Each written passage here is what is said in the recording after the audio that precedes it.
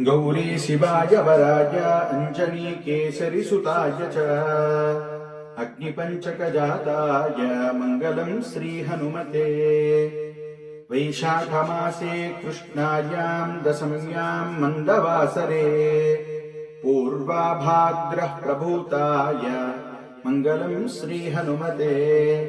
पञ्चाननाय भीमाय कालनेमिहराय च कौण्डिन्य च गोत्रजाताय मङ्गलं श्रीहनुमते। सुवर्चलकलत्राय चतुर्भुजधराय च उष्ट्रारूढाय वीराय मङ्गलं श्रीहनुमते। दिव्यमङ्गलदेहाय पीताम्बरधराय च तप्तकाञ्चनवर्णाय मङ्गलं श्रीहनुमते।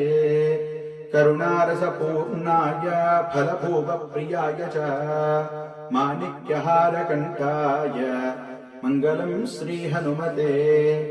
भक्तरक्षणशीलाय जानकीशोकहारिणे सृष्टिकारणभूताय मङ्गलं श्रीहनुमते। रम्भावनविहाराय गन्धमादनवासिने सर्वलोकैकनाथाय मङ्गलं श्रीहनुमते।